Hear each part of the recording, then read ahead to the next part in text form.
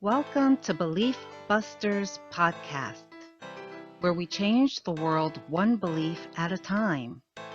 I'm your host, Reverend Sheree Taylor Jones, and I'm really glad that you could join us on the journey today. Today on Belief Busters, we're going to look at our beliefs around the coronavirus. And we're going to start at the beginning. Where do we get our beliefs from? You know, the ones that tell us what's right or wrong, who is part of our tribe, who belongs and doesn't belong, who's deserving and not deserving. The Socratic quote, you may have heard this before, it says, "The unexamined life is not worth living." It's a powerful statement in the journey of self-awareness and spiritual awakening and freedom. No truer statement is as important as it is today. Yeah, we're in the midst of a pandemic, which simply means a disease that impacts an entire country or world.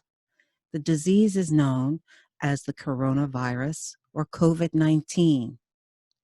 Often when we're doing work like self-awareness and self-help or opening ourselves spiritually, when we're in those types of circles and affirming circles, we've been conditioned to only say positive things, which is wonderful and necessary for co-creation. And the reality is we are both human and spiritual. So guess what? Life happens, and we have to deal with that on the physical level, the spiritual level, and the emotional level. And we must make peace with these aspects of ourselves and integrate them for wholeness. So my question to you on this segment is, what are your beliefs around the disease? You know, when you read about the coronavirus or you talk about it amongst your friends, what thoughts and feelings arise? Now, when I ask you this question, I don't want you to spiritualize it, what you think your appropriate, evolved responses should be. No, I'm asking you to don't worry about what anyone else thinks. You're just acknowledging it to yourself. I want you to free associate, meaning let out the thoughts and feelings that are there. You see, whether you acknowledge them or not, whether they're in your awareness or not, they're still there. And I'm inviting you to bring your internalized feelings to your consciousness. Integration requires us to witness our thoughts. And not only that, we witness our thoughts and our feelings without judgment. And without judgment is really the key. You see, I've come to recognize that as a divine human being, meaning a spiritual human being, I am here on this planet to have all human experiences. Yes, experiences such as joy and happiness, but also those experiences that we often don't perceive as good or not of God. On the surface, it's difficult to find anything good about COVID-19. Intellectually, we know our bodies are not immortal, and we recognize that our souls are eternal. And even knowing this truth, we may feel anxiety and fear at this possible threat to our physical well-being or the physical well-being of those we love. And I'm here to tell you, it is normal to feel these things. It's part of being human. What makes us think we should be any different than the rest of the billions of folks on this planet? As a spiritual or loving person, it's often difficult to allow ourselves to feel what we have labeled as negative emotions, those feelings of anxiousness, fear, or anger. We may have a belief that says, you know what, we shouldn't feel this way. It may reflect poorly on our evolved consciousness, or maybe negatively on our spiritual practices. And I'm here to tell you all of that, it's a myth. So why don't we just look and break down one of these feelings. Let's talk about anxiety. What does the dictionary say about the word anxious? Well, they have two definitions. The first definition of the word anxious says, experiencing worry, unease, or nervousness, typically about an imminent event or something with an uncertain outcome. Yeah, I get that. The second definition I found really interesting. It says this: wanting something very much, typically with a feeling of unease. You see, that really confirmed my thinking that anxiety is felt whether we are worried, unsure, or even filled with desire and excitement.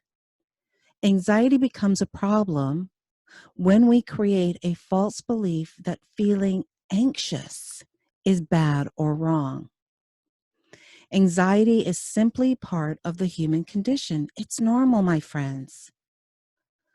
You may think it's strange that I'm inviting you to become aware of what your beliefs are, even if they are perceived as negative.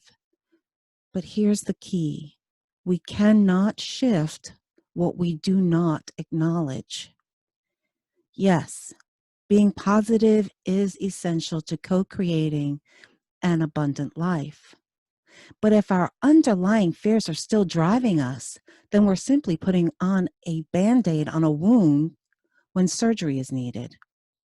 And this then out pictures to our lives of having these brief moments of joy and then kind of crumbling and devolving. And that means that our foundation may not be solid and it's easily broken apart by any stimuli.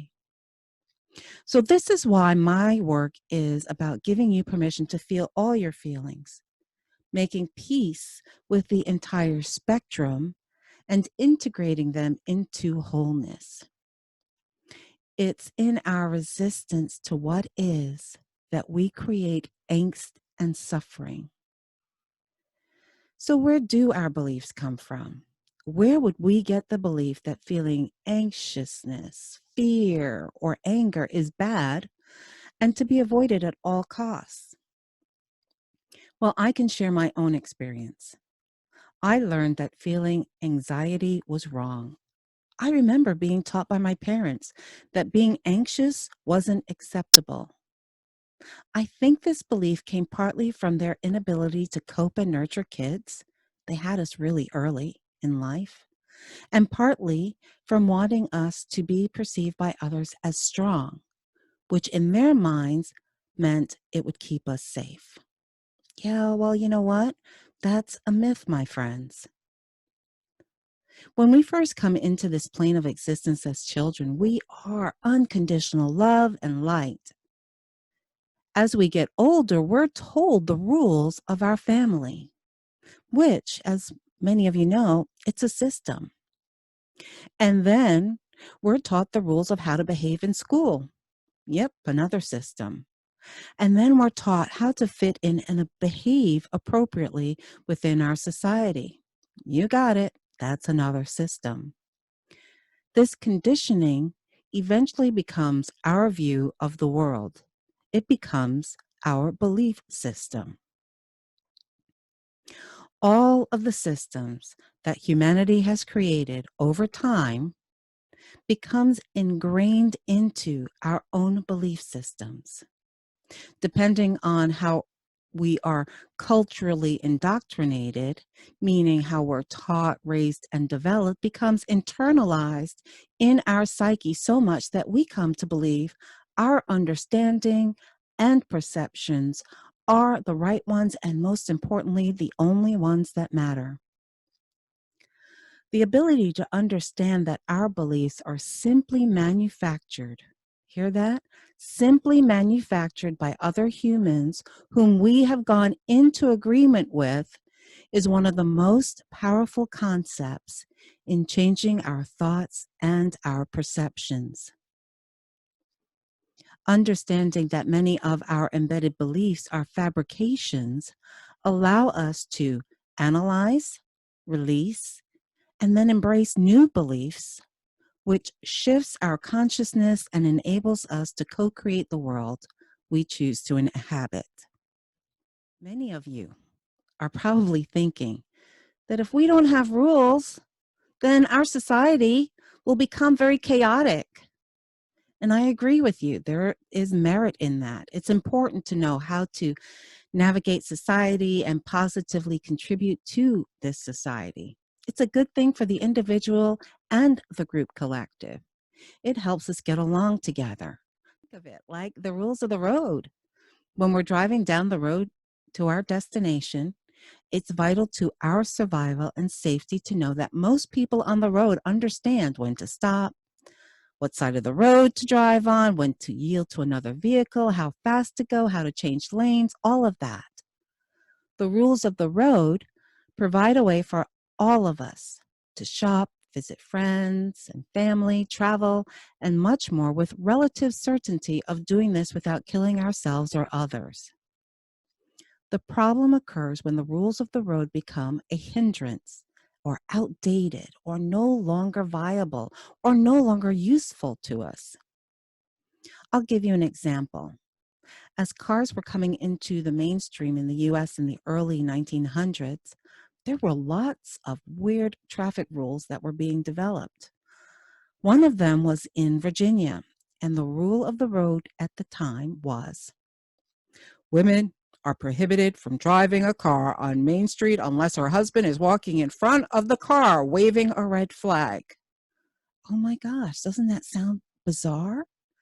This rule was implemented as a means to slow down women drivers from spooking horses and killing pedestrians. Imagine if this rule was still enforced today. We would call it insanity, among other things. This rule would harm lots of people today if it was still an accepted rule of the road. The rule had to be analyzed, released, and new ones added. Our personal beliefs work the same way, my friends. A belief system that made sense to our parents or grandparents may no longer be applicable for us today. But often we think that their beliefs are our beliefs because we choose not to examine them to determine if they make sense for us today. Sure, we may be willing to change how we integrate technology and scientific improvements, but when it comes to intangible concepts such as emotions, faith, morality, sexuality, we are a lot less willing to examine whether our understanding and beliefs make sense, are still valid, and are even ours or just what we have been conditioned to believe. What if the coronavirus is a vital step in the next evolution of consciousness? What if its very existence is to start us on the path to questioning the structure of systems that have long been outdated and past their usefulness? I'm asking you to question your belief about this pandemic and discern if it needs to be updated.